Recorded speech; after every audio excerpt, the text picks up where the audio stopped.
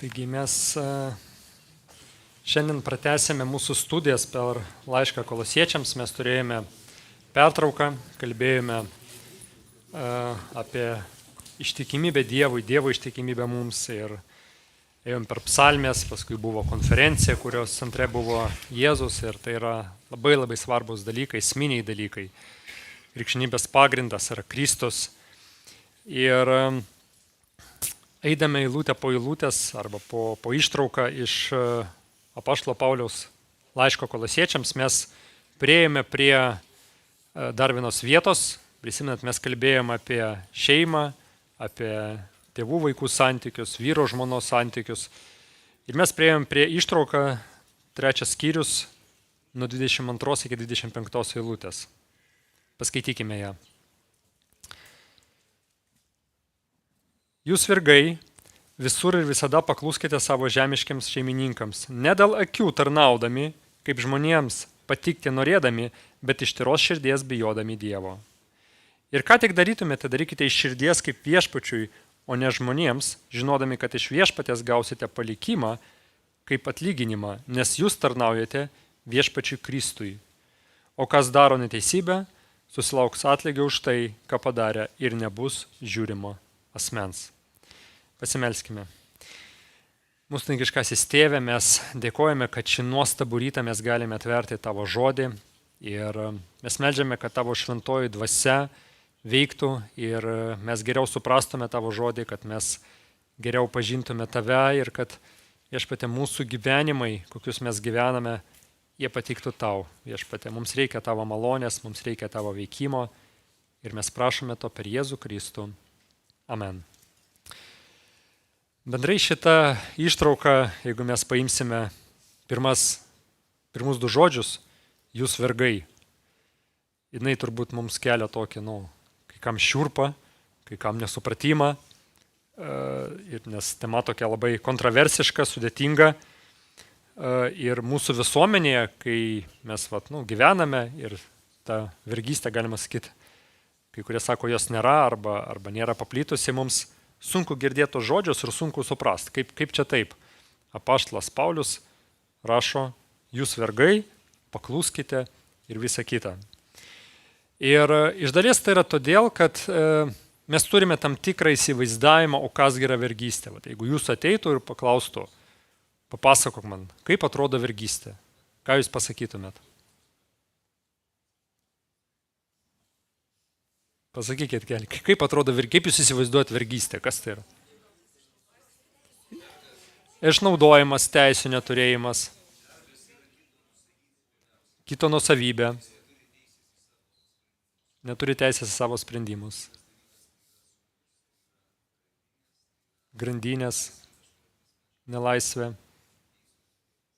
taip, teisių neturėjimas.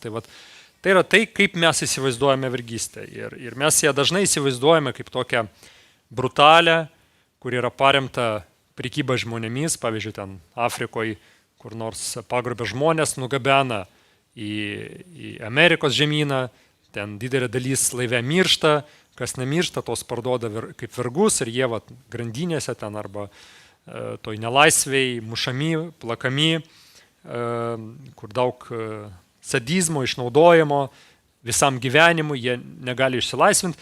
Taip mes įsivaizduojame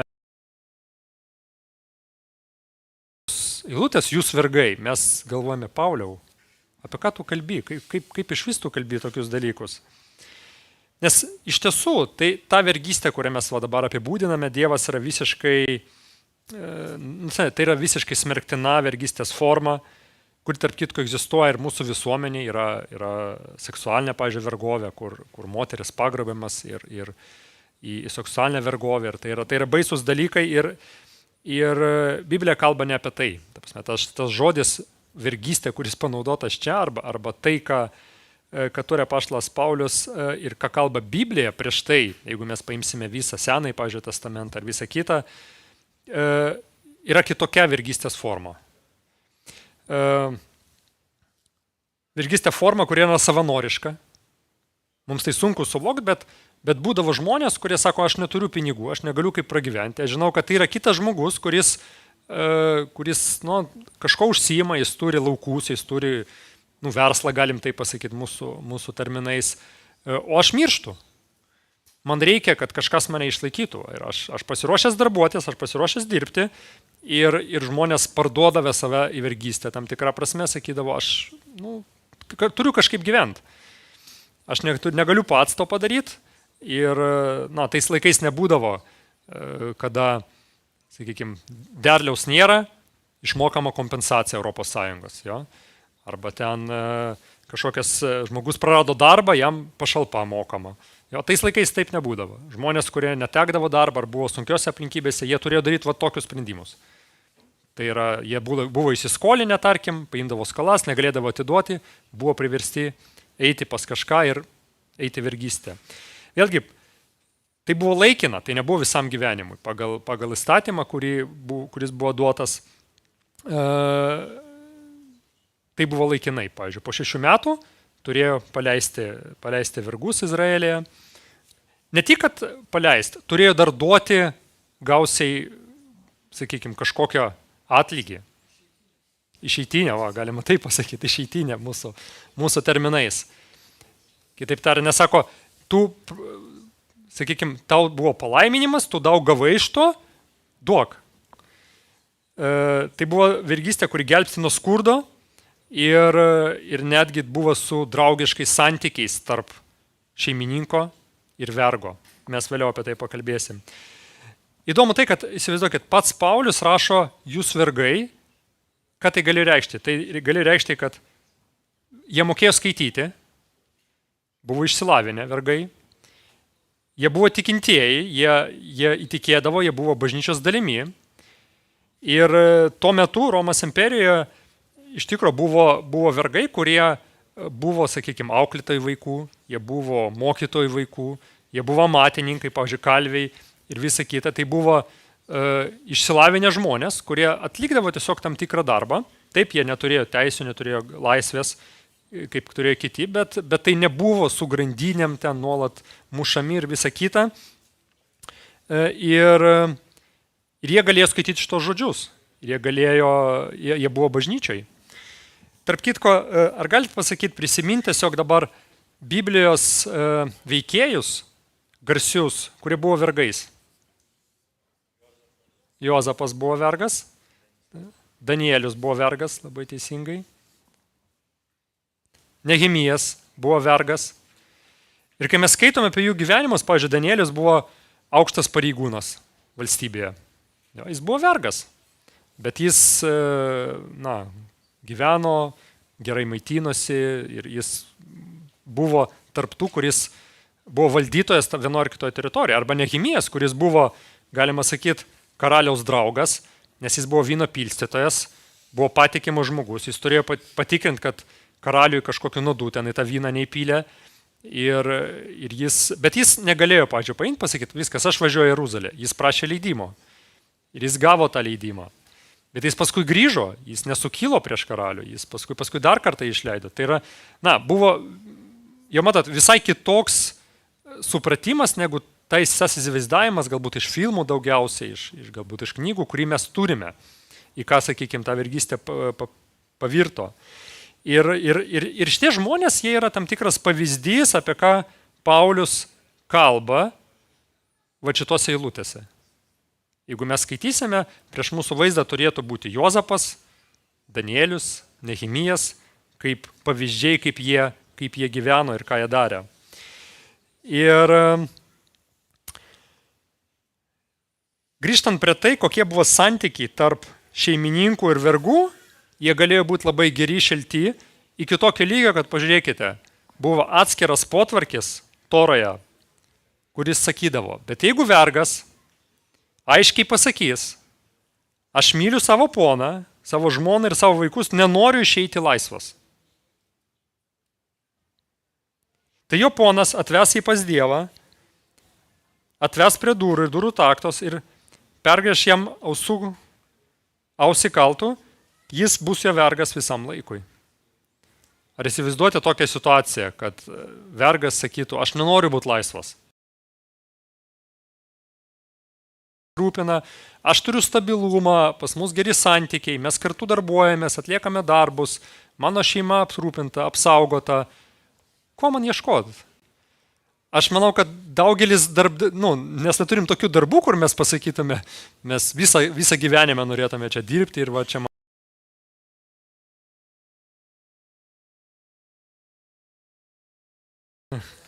Jo.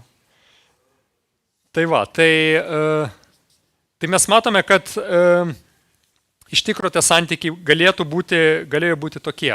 Ir čia svarbu paminėti, kad visa tai nėra, sakykime, tos vergystės pateisinimas. Kažkada prisimenat, Jėzaus paklausė, ar galima, fariziejai jo paklausė ir jis pasakė, kad ką Dievas sukūrė, žmogus ten neišskiria. Atima iš Toro, sako, o kaipgi Mozė sakė, kad duoti skyrybų raštą žmonoms atleidžiant. Taigi potvarkis yra duoti skyrybų raštą. Ir kaip atsakė Jėzus, jis sako, kad dėl jūsų širdžių kitumo Dievas davė šitą potvarkį, nes jūs atleidžiate žmonas ir tai jūs turit, jeigu jau padarė tai tvarkingai, dievotai, sakykime, taip, jeigu taip galima išsireikšti, duoti skyrybų raštą, pasirūpinti, bet pradžioje taip nebuvo. Dievas nesukūrė šeimos tam, kad neiširtų. Jis nesukūrė skyrybos. Skyrybos jam nepatinka. Jis nekenčia skyrybos. Tai lygiai taip pat mes paskaitėme, Andrius skaitė pradžios knygą, pirmą skyrių. Ir mes matome, kad ten nėra vergystės. Dievas nesukūrė vergystės. Jis sukūrė, kad žmonės viešpatautų gyvūnams, augalams, tai reiškia žemiai sukurtai.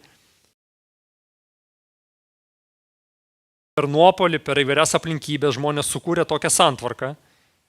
Dievas sako, tai jūs tokioj santvarkoj neenkit, be grandinių, be smurto, bet jeigu pas jūs ateina žmogus, kuris sako, viskas, aš prasiskolinęs, turiu atiduoti, neturiu kaip ir visa kita, tai ir jūs tokią formą sugalvojat vergystės, tai darykite tai dievotai, darykite tai, kad tam žmogui tai būtų palaiminimas, o ne kančia. Taigi mes einame toliau ir dar viena eilutė, kur Naujajame testamente Paulius apie tai kalba. Jis sako, jei buvai pašauktas, būdamas vergu, nesijaudink dėl to, bet jei gali tapti geriau būti laisvu. Viešpatie pašauktas vergas yra viešpatės išlaisvintasis. Tai reiškia, tie vergai, kurie įtikėdavo Jėzų, jis sako, jūs esate iš tikro Kristuje išlaisvinti, laisvi. Nuo nuodėmės, nuo pasmerkimo Dievo, nuo Dievo rūstybės, nuo daugelį dalykų. Jūs pažinote tiesą, ta tiesa jūs išlaisvino. Taip, žemėje jūs esate vergai, bet jūs...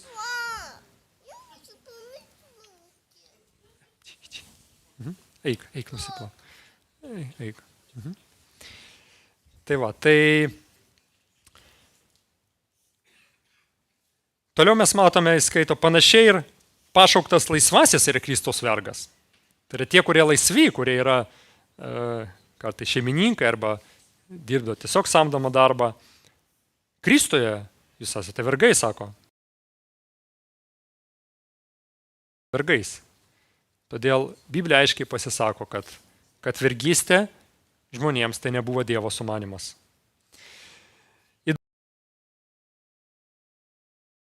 24 eilutėje, kur mes 3 skyriuje žiūrėjome, žodis tarnaujate, jūs tarnaujate viešpačiui Jėzui Kristui, yra tas pats žodis, tos paties šaknies kaip ir jūs vergai. Tai kitaip tariant, jūs tarnai arba jūs vergai ir jūs tarnaujate arba jūs vergaujate. Tai sunku girdėti, aš nežinau, kaip jūs jaučiatės. Tiesiog suprast ir pagalvot, kad kas aš esu. Tai gali labai keistai skambėti. Bet iš tikro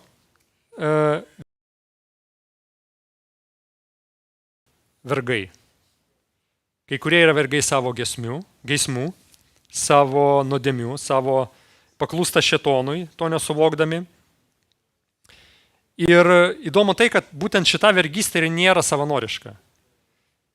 Šėtonas šiandien veikia ir jis pavergia žmonės. Pažiūrėkite, įdomi eilutė, kada apaštalas Paulius rašo Timotiejui, jis sako, viešpatės tarnas neturi kivirčytis, bet būti malonus su visais, gabus pamokyti, kantrus, romiai aiškinti prieštaraujantis, rasi Dievas duos jiems atgailauti, kad pažintų tiesą ir atsipeikytų nuo pinklių velnio, kuris pavergęs juos savo valiai.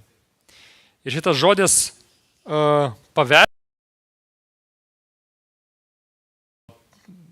žmogų kažkokį pagauna ir padaro vergų, arba kažkokį paukštį, arba gyvūną pagauna ir pasisavina.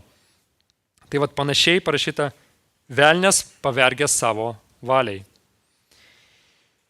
Ir įdomu, pagalvokite ir užduokite savo klausimą, kaip aš save pozicionuoju. Vat laisvės, vergystės klausimų.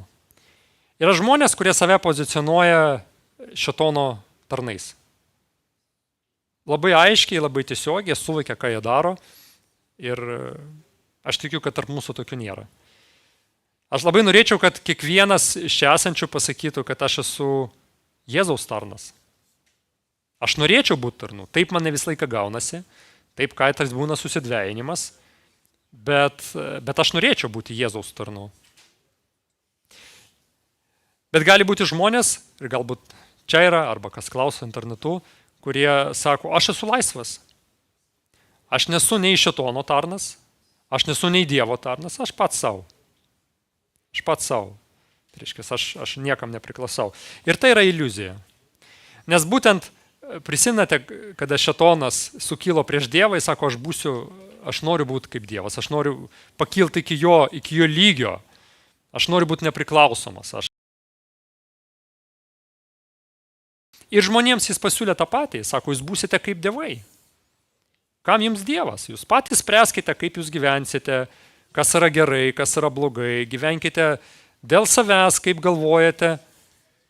Ir dėl žmogus, kuris galvoja, kad aš esu laisvas nuo Dievo, laisvas nuo šėtono, iš tikro jis eina praktiškai šėtono pėdomis. Jis eina šėtono apgautas, pavergtas jo valiai, nes tokia yra jo valia žmogui, kad žmogus būtų nepriklausomas nuo Dievo, kad žmogus būtų savarankiškas, aš esu laisvas ir Dievas man čia ne prie ko, aš pats spręsiu, kaip aš gyvensiu, ką aš darysiu ir visa kita. Todėl tai yra apgaulė. Ir prisimenat, ir Jėzus sakė, kas ne su manim, tas prieš mane. O prieš Dievą, tai reiškia, priešinasi. Ir šėtonas nori, kad žmogus priešintųsi Dievui, kad jis nebūtų su Dievu, kad jis būtų atskirtas nuo Dievo, laisvas nuo Dievo. Ir todėl žmogus, kuris galvoja, kad aš esu laisvas nuo Dievo ir nuo šėtono, iš tikro apgautas ir pavergtas šėtono valiai.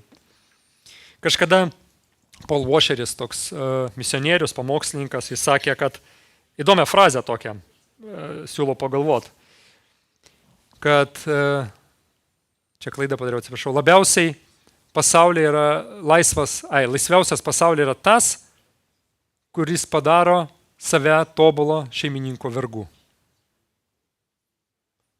Įdomi tokia frazė, kada mes laisvanoriškai, čia jis turime į Dievą, be abejo. Kada mes padarome save Dievo tarnais, mes tampame laisviausiais žmonėmis. Ir todėl mes pašaukti būti Dievo tarnais, tai yra gyventi taip, kaip Dievas nori iš mūsų, pagal jo potvarkis, kiekvienoje gyvenimo sferoje, daryti tai, kas jam patinka. Ir čia buvo toks, sakykime, intarpas apie bendrai tą tokią sunkią vergystės temą, daugiau jinai tokia tam tikrą prasme teologinė, bet daug teologų sutarė, kad šitą vietą, kurią mes skaitėme, galima pritaikyti būtent darbui. Samdomam darbui, kurį dirba turbūt dauguma iš mūsų. Ir mes turime, sakykime, darbdavius ir mes dirbam jiems. Ir klausimas, kaip mes turime dirbti. Ir va šitą vietą būtų teisinga taikyti, mums pasimokyti, gauti tą, kad mes dirbtume. Tarp kitko, jeigu imti, sakykime, metaforiškai, netgi mūsų laikus, yra tokia eilutė Biblijoje, kad turtingas viešpatauja vargšui, skolininkas tampa skolintojo vergu. Tai jeigu mes paimsime šitą eilutę, tai nors mes neturime oficialios vergystės, bet tam tikrą prasme, pavyzdžiui, žmonės, mes paimam paskolas ir mes jau tampame netokie laisvi. Mes negalim sakyti, nu tai aš gyvensiu kaip noriu, nedirbsiu. Pasiekmes, mes ne visai laisvi taip, vat, jau gyventi kaip norim. Jo? Mes turim mokėti pinigus, turim išmokėti tą paskolą ir todėl jau yra tam tikras prisirišimas. Tai vėlgi metaforiškai, netiesiogiai. Ir pirmas dalykas, apie kurį aš norėčiau pasakyti ir vėlgi, tai atrodo gal kai kam akivaizdus dalykas, bet darbas tai Dievo dizaino dalis. Darbas nėra nuopolio pasiekmė. Dievas sukūrė darbą iki nuopolio. Edeno sode buvo darbas. Kai mes skaitėme pirmą skyrių pradžios knygos, kokie žodžiai pasikartodavo? Dievas padarė. Dievas sukūrė. Jo, tai reiškia, jis sunkiai dirbo 6 dienas. Pagalvokime apie šitą pasaulį, kaip jis sukurtas, kaip nuostabiai, kaip išmintingai. Specialistai virtualius pasaulius žaidimuose, tarkim. Ir jie daug metų dirba visa komanda ir sukuria ir netobulą ir visiškai nepalyginama su to, ką sukūrė Dievas. Taigi Dievas pats jis dirba, jis darbuojasi, jis kūrė. Jis nesėdžia tiesiog velto ir tinginiauja. Jo? Jis pats kūrėjas, jis pats yra darbštus ir jis sukūrė žmogų, parašytą pagal savo atvaizdą ir paveikslą, kad žmogus irgi dirbtų, kad žmogus irgi kurtų, bendradarbiaudamas su Dievu. Įdomu, Jėzus, prisimenat, pasakė, čia 2 tokias eilutės, o Jėzus atsakė, mano tėvas darbuojasi lig šioliai. Reiškia, jis nesukūrė viską, sako, nu viskas dabar amžinybė ilsėsios. Na, jis dirba iki šioliai ir aš darbuojuosi. Tai yra, jis atėjo į šitą pasaulį ir jis dirbo. Ir 15 eilutė 2 skyriaus pradžios knygos, parašyta ir paėmė viešpats Dievas žmogų ir apgyvendino jį Edeno sode, kad žmogus jį dirbtų ir prižiūrėtų. Vėlgi mes matome, kad dar nebuvo nuodėmės, dar nebuvo nuopolio, o žmogus dirbo. Taigi pats darbas jis teikė palaiminimą, jis buvo džiaugsmingas, jis buvo harmonija su Dievu.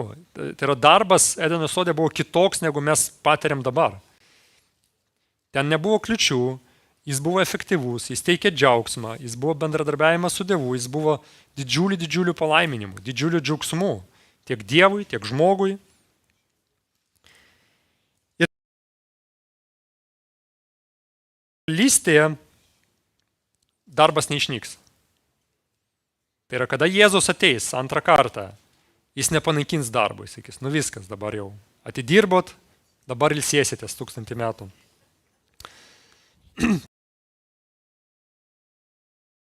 Pranašas jis sako, nebus joje kūdikio, kuris išgyventų vos kelias dienas, neseno žmogaus, kuris nesulauktų dienų pilnatvės, nes vaikas mirs nugyvenęs 100 metų, bent 100-metis nusidėjėlis bus prakeiktas. Įsiveis vynogynų ir valgys jų vaisių. Jie nieko nestatys, kad atitektų kitiems, jie nesodins, kad kiti suvalgytų.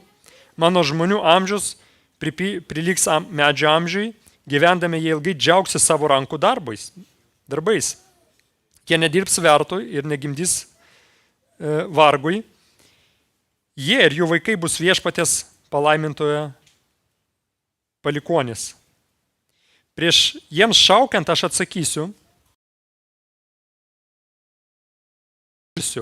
Vilkas ir avinėlis ganysis drauge, liūtas es šiaudus kaip jautis, gyvatė maitinsis dulkėmis. Jie nekenks ir nenaikins mano šventame kalne, sako viešpats. Taigi mes matome, darbas išlieka, bet jis tampa kitokiu, jis tampa efektyviu, jis tampa palaimintu, jis teikia džiaugsmą. Ir aišku, didelis klausimas, ar kai bus nauja žemė, naujas dangus, ar ten išliks darbas. Kai kurie sako, kad išliks remdamėsi, pavyzdžiui, šitą eilutę, kad prisimenate apie tą karalius. Gerai, stropusis tarne, kadangi buvo ištikėsimas mažose dalykuose, tu gauni valdyti 10 miestų. Tai reiškia, atėjus karaliui, atsakomybės lieka. Darbo kalbėti, nes tai, kas bus naujoje žemėje ir naujoje dangui, gali iš esmės labai stipriai skirti, ką turime čia. Bet bendrai įmant tą principą, kad Dievas sukūrė darbą, Dievas pats darbuoja.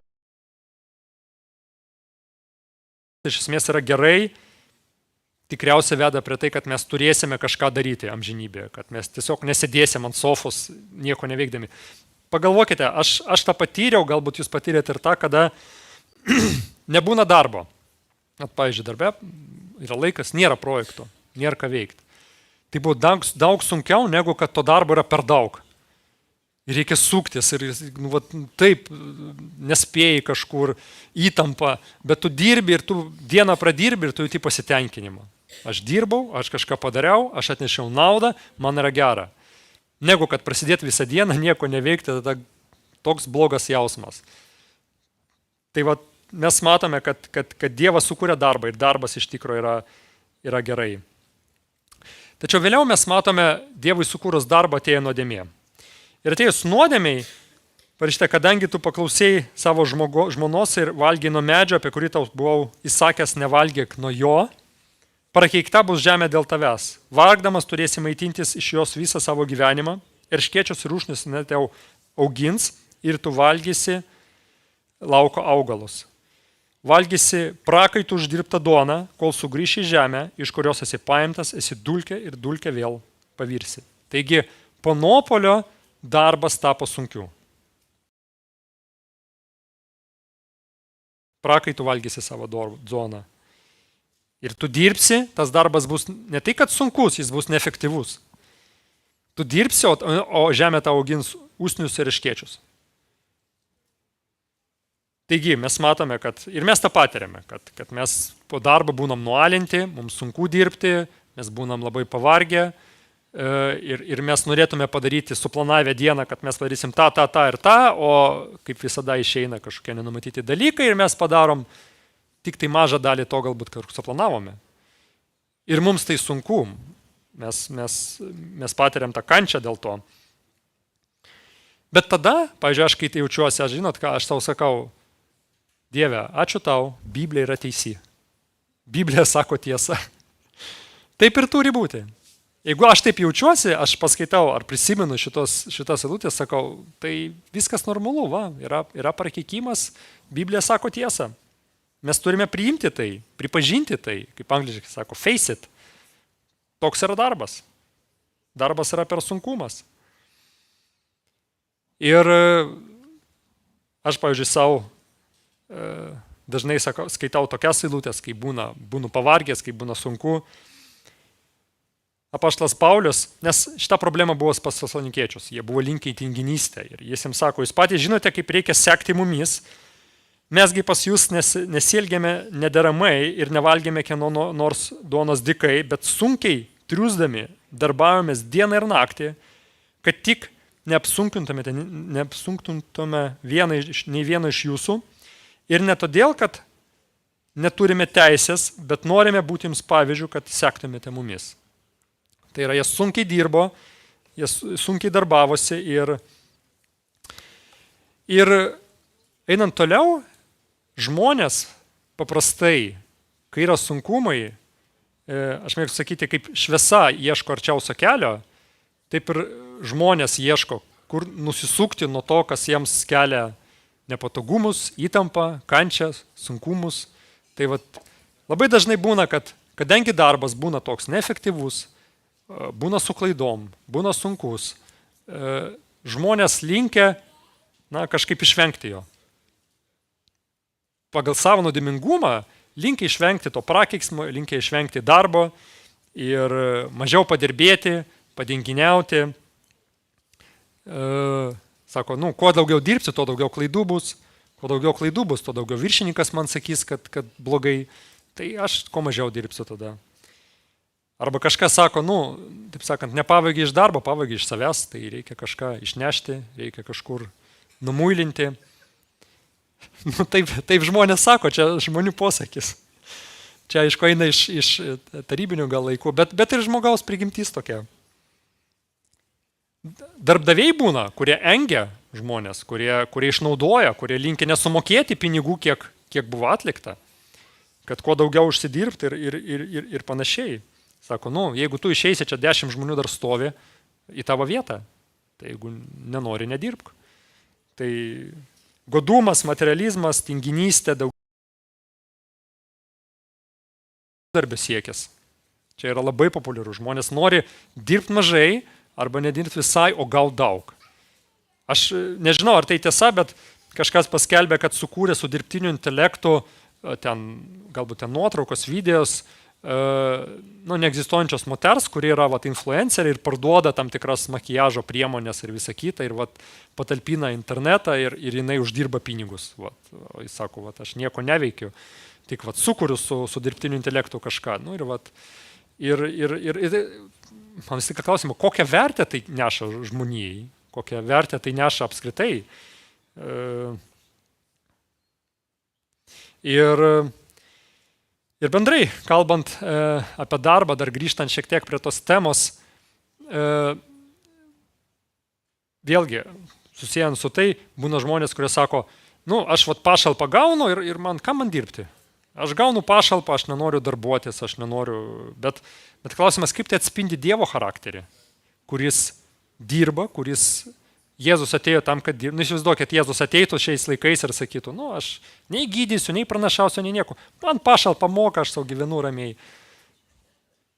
Mes turbūt neįsivaizduojame, kaip taip galėtų būti. Jo, jis ateina ir triusia, arba tas pats apaštalas Paulius, arba kiti, kurie dirbo, kurie darė.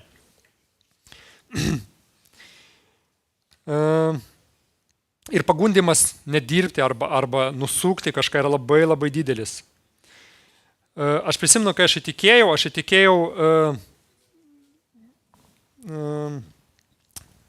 23 metai man buvo. Ir aš kažkur nuo 15 metų daug žaidžiau kompiuterinius žaidimus. Aš mokiausi, stengiausi mokytis, pakankamai gerai, bet tuo pačiu žaisdavau kompiuterinius žaidimus ir man tas lengvas gyvenimo būdas patikdavo. Ir aš ateinu į darbą ir aš įtikėjau po kurio laiko. Ir aš dirbau ir buvo tokių uždavinių, kurie buvo labai sunkus. Jie buvo mechaniniai, aš galbūt pats asmeniškai nematydavau juose daug prasmės ir man reikėjo dirbti.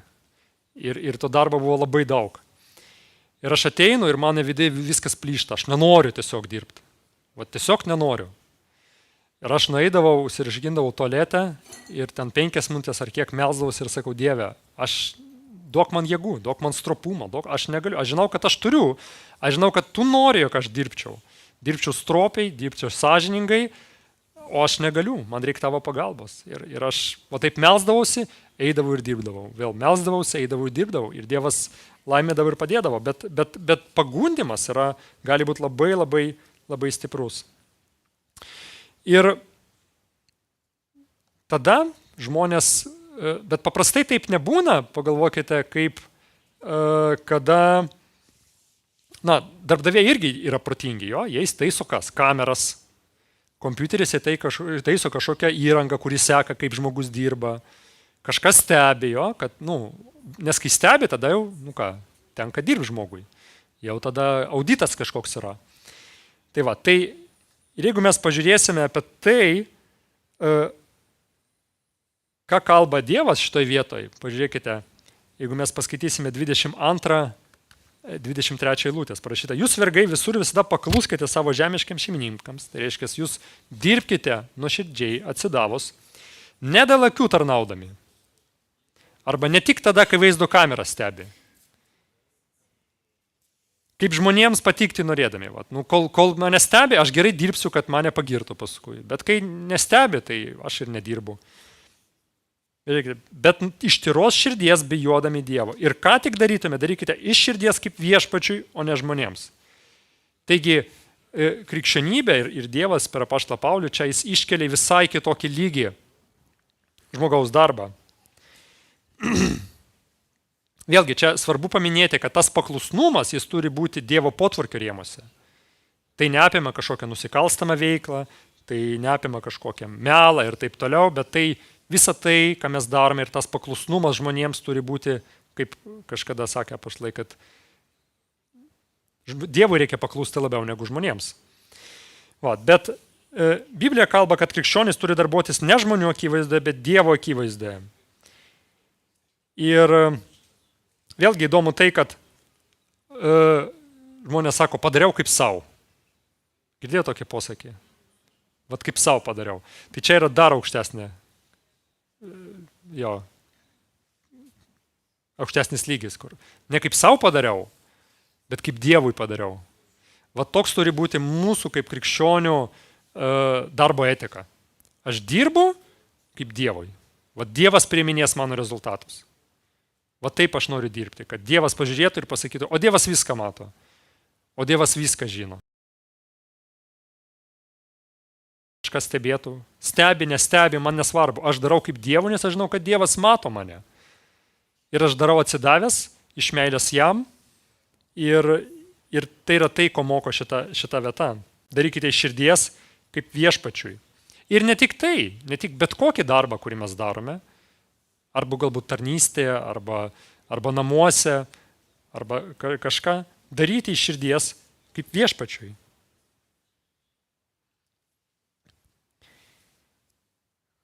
Bendrai mes pradėjome šią atkarpą, kur buvo parašyta apie šeimą, apie visą, su tą mintimi, kad visas gyvenimas mūsų yra kaip tarnystė. Ir šios eilutės būtent apie tai. Pažiūrėkite, 24 eilutėj. Žinodami, kad iš viešpaties gausite palikimą kaip atlyginimą, nes jūs tarnaujate viešpačiui Kristui. Atrodo, čia kalba apie santykius tarp žmonių šitoje vietoje. Kad jūs dirbkite, jūs tarnaukite, jūs atlikite darbus, atrodo žmogui.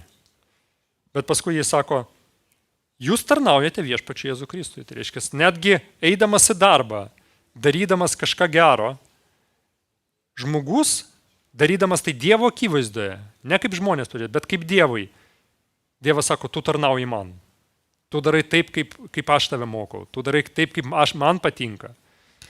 Todėl tai yra svarbu suvokti. Ir dar vienas įdomus dalykas, viena pagoda šitoj ištraukoj. Kada mes dirbame, mums kartais gali būti tokia mintis, aš dirbu, ar įvertins mane, mano darbdavys. Jo? O ką jeigu jis nepastebės, kad aš gerai dirbu? O ypač jeigu ten aš dirbu gerai, o kažką kitą pageriau ne mane, arba iškelia, kuris numuilino, kuris tos rezultatus padarė apgaudamas galbūt. O aš tai tvarkingai dirbu, jo, ir pas mus gali pagundimų visokių būti. Bet Dievas sako, iš mane gausi palikimą kaip atpildą.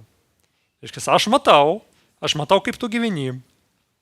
Ir atrodo, darbas vyksta žmogui, bet kai žmogus dirba kaip dėl Dievo, Dievas tai ir vertina ir kažkada bus atpildas. Jis gali būti ir šitam gyvenime, kada Dievas viską sustatys į savo vietas ir žmonės pamatys, kada reikia, bet ir amžinybė Dievas įvertins, kad mes gyvename dėl jo. Nors eidame į darbą, dirbame ten kažkokiam žmogui, bet darėme tai dėl Dievo. Ir mūsų turi būti toks mentalitetas, kad Dievas sukūrė darbą. Yra žmonių toks, kaip pasakyti, kartais mentalitetas, kad aš dabar padirbsiu, o paskui aš išeisiu į pensiją, ir vaikščiosiu ten akmenukus rinksiu prie jūros. Viskas, aš dabar jau ilsiuosi, aš pensijoje, aš išėjau. Bet Dievas mus šaukia, galima daug dalykų dėl Dievo nuveikti. Galima daug kur patarnauti kitiems žmonėms, kažką atlikti gero. Ir Dievas tai vertins. Bet vienas iš svarbiausių klausimų, į ką mes turim atsakyti, tai yra kieno akivaizdoje, nebūtinai apie darbą mes kalbant, bet kieno akivaizdoje aš gyvenu. Ar aš gyvenu bijodamas, ką žmonės pagalvos ir pažiūrės?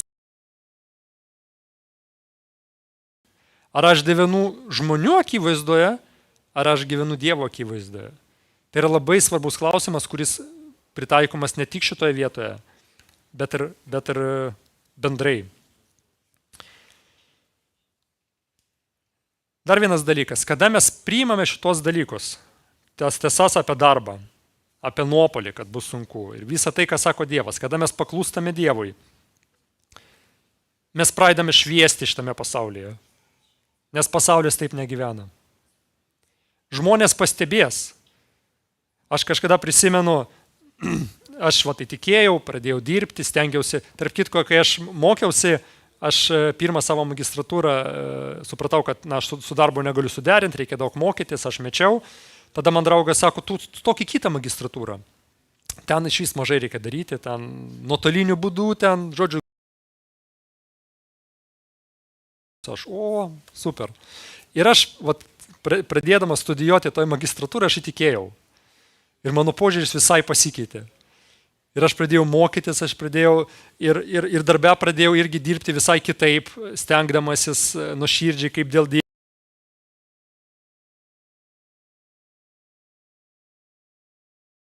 Viršininkai, jie buvo kažkokia situacija darbe ir jie nesutarė, kaip ten buvo iš tikrųjų.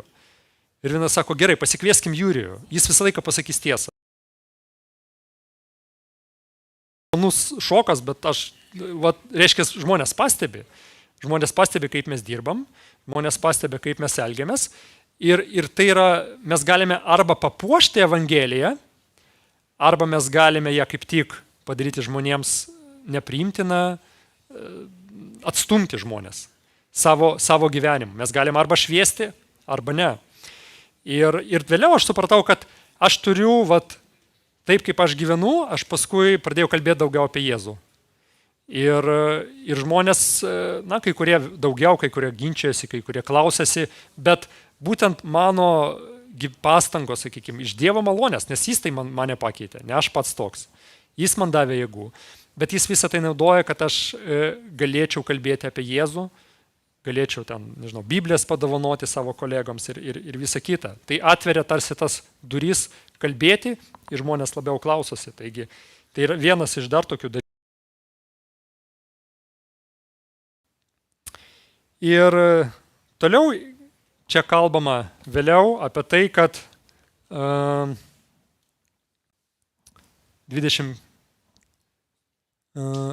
Taip, tai čia mes kalbėjome apie palikimą, kad mes gausime iš viešpatės palikimą, atlyginimą. Ir toliau sako, o kas daro neteisybę, susilauks atlygio už tai, ką padarė ir nebus žiūrima asmens. Ir tenka pripažinti, kad deja, kartais krikščionys, jie tokią laisvę Dieve supranta visai kitaip, negu tai pristato Dievas. Aš prisimenu, kaip su vienu broliu ten mes kalbėjom ir jis sako, aš tikinčio į darbą niekada neimsiu. Aš sakau, kodėl? Nes jie galvoja, kad jeigu tu brolis, jeigu tu tikintis, tai jie gali nedirbti, tu ten jau pasigailėsi, ir jie nedaro darbo atsakingai. Ir man buvo liūdna girdėti, kad tokia žmogaus patirtis. Bet ši eilutė kalba tai, kad Dievas neatsižvelgia į asmenis ir jo fiziniai ir dvasiniai dėsniai taip pat veikia tiek tikinčius, tiek netikinčius. Kažkada man darė operaciją, operavo tonzilės ir buvo pilna narkozė, man uždėjo kaukę ir aš galvoju, kas čia bus dabar, pirmą kartą toks. Ir tiesiog kvėpuoji ir atsijungi momentu. Atsibundė jau paskui, kai viskas baigta. Ir aš galvoju, kaip įdomu, aš tikintis ir mane veikia tie patys dėsniai, kaip ir netikinčius. Bet žiūrėkite, iš dvasinės pusės, tie dėsniai irgi, kada mes gyvename čia žemėje, jie veikia kaip tikinčius, taip ir netikinčius. Ir todėl, jeigu tikintis elgiasi nesąžiningai, tinginiauja, dirba atsainiai, toks bus rezultatas ir tokios bus pasiekmes. Ir jeigu netikintis žmogus dirba sąžiningai, atsidavus, darbščiai, o tokių tikrai yra, jis pjaus gerą derlių, jis pjaus palaiminimus iš Dievo.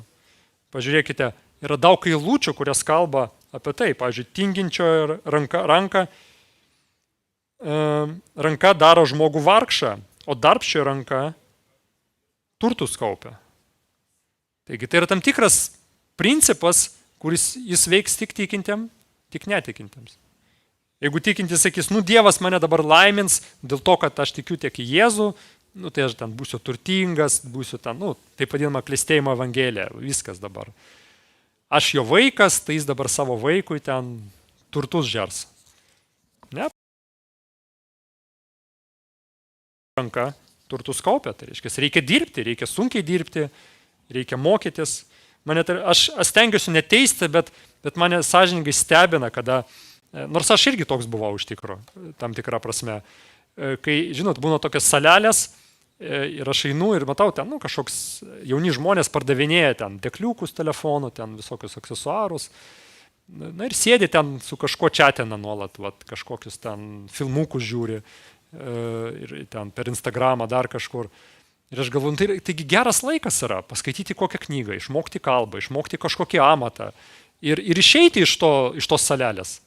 Taip yra gerai dirbti, mokytis tuo pačiu metu, tame nėra blogo nėra, bet galima siekti kažko daugiau, galima darbuotis, galima lavintis, mokytis ir uždirbti daugiau ir kažkam padėti, aprūpinti savo šeimą ir panašiai.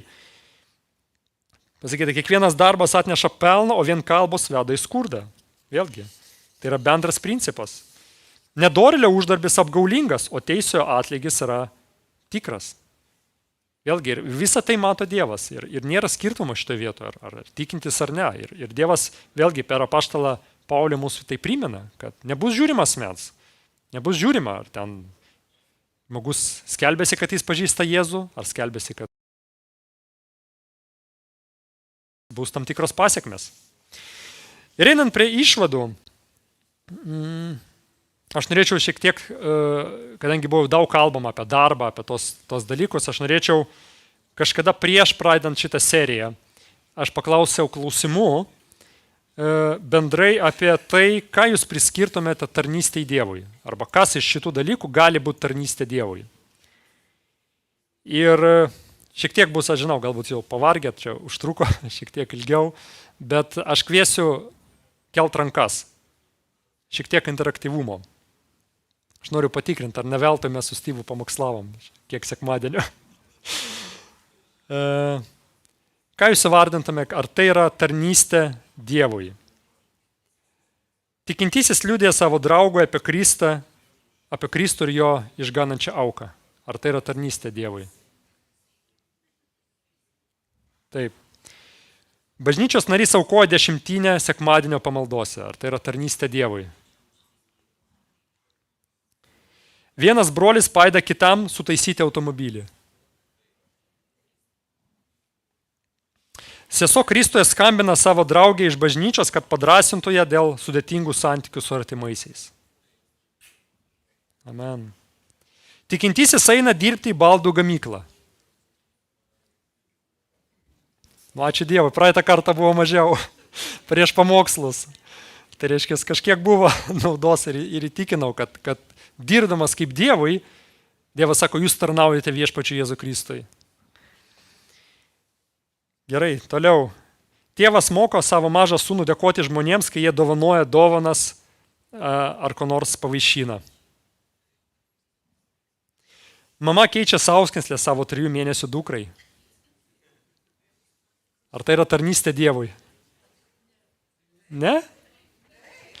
Sako, viską, ką darote, darykite viešpaties Jėzaus vardu, nes jūs tarnaujate viešpačiui Jėzui Kristui. Tai jeigu jinai to nedarytų, Dievas ką sakytų, kas savais namiškiais nesirūpina, tas blogiau už netikinti. Dievas pašaukė mus rūpintis vaikais, tai kas jis mums paveda. Ir paklūsdami Dievui, tame, darydami tai dėl Dievo, mes tarnaujame jam. Sutuoktiniai turi intimų artumą. Ar tai tarnystė Dievui? Čia buvo Styvo tema, aš jam pasakysiu. Jo, bet iš tikrųjų Dievas šitą sferą irgi sukūrė. Tai ne žmogus sukūrė šitą. Ir timius santykius, taip. Tai sukūrė Dievas. Mesgi skaitė 1 skyriuje, kas buvo parašyta. Jo? Tai kitaip tariant, šitoj sferoje galima paklūsti Dievui, o galima nepaklūsti Dievui. Ir tai dukra veža savo mamą į ligoninę apžiūrai. Ar čia yra tarnystė Dievui? Čia yra tarnystė Dievui. Taigi, viskas mūsų gyvenime turi būti šventa, viskas turi būti pašvesta Dievui, jo akivaizdoje, giliuose santykiuose su Dievu, kaip Dievas sukūrė Edeno sodę, turėjo santykį su Dievu ir mes turime irgi santykiuose su Dievu, dalyvauti jo darbuose, suprasti, ką jis nori iš mūsų, kad mes darytume, ko jis nori, kad mes nedarytume. Ir tokiu būdu pasišvesti Dievui ir pašvesti jam kiekvieną gyvenimo sferą. Žinot, man labai patinka Enochas, parašyta, jis vaikščiojo su Dievu. Jo, jis vaikščiojo su Dievu. Jis buvo Dievo artume, jis gyvena dėl Dievo. Ir iš tikro, galbūt toks šiek tiek nedėkingas dalykas pamokslaujant va, tai per eilutės, per knygą, kad tada laiškų skaitė nuo pradžios iki galo. O ateidavo laiškas Pauliaus į bažnyčią, jo, ir jie paskaitydavo nuo pradžios iki galo. Ir tada tas visas vaizdas susidarydavo. Nes labai svarbu, kada mes galvojame apie šios tik tai jis kaip asmuo. Nes Kolosiečiams, pavyzdžiui, 2 skyriuje rašoma, kad jis tai reiškia, mes buvom nusidėję prieš Dievą, mūsų laukia Dievo rūstybė ir Kristus paaukoja save už mus. Jis atidavė save už mūsų, kad sumokėtų kainą, kad mes nepatirtume Dievo rūstybės, kad mes nebūtume prakeikti amžinai. Todėl jam verta tarnauti. Jis yra tas šeimininkas, kuriam mes galime ateiti ir pasakyti, aš nenoriu būti laisvas, aš noriu būti su tavim, nes aš žinau, koks tu esi. Aš žinau, kokia tavo meilė didelė. Aš žinau, kokia malonė tavo didelė. Aš žinau, kokie nuostabus tavo darbai ir aš noriu juose dalyvauti. Aš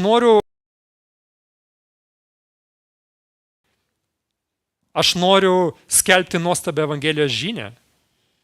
Aš noriu prisidėti šiek tiek materialiai prie Julitos, kuri tarnauja Meksikoje ir skelbia Evangeliją ir padeda žmonėms sunkiose aplinkybėse, sielovados tarnystė. Nes aš žinau, kokie nuostabus tavo darbai, kaip tu keiti gyvenimus, kaip tu nuostabiai viską sukūrei.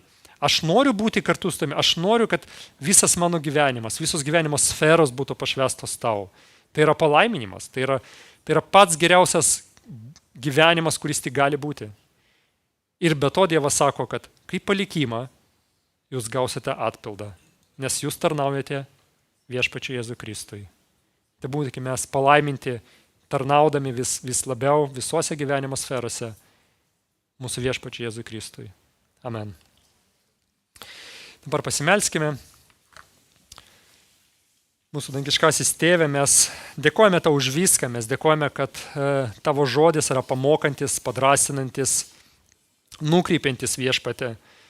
Ir mes dėkojame, kad tu sukūrei viską taip nuostabiai ir sukūrei darbą. Ir kad Jėzus atėjo į šitą žemę ir irgi atliko darbą, patį svarbiausią, atpirkimo darbą.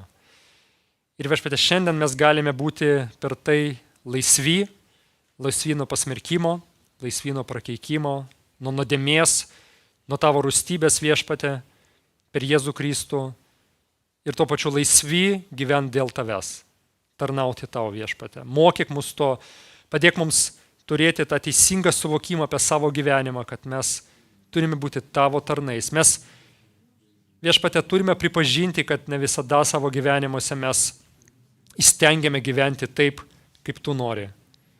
Ir padėk mums, viešpatie, tose sferose, mokyk mus, keisk mus, viešpatie, ir padėk mums mylėti tave, kad mūsų šita tarnystė, jinai būtų ne dėl to, kad mes verčiamės, ne dėl to, kad mes norime žmonių akivaizdoje būti kažkokie, bet iš gilios meilės tau, Dieve, nes kaip mes girdėjom konferencijoje, tu esi brangusis. Ačiū tau už tai per Jėzų Kristų, Tėve. Amen.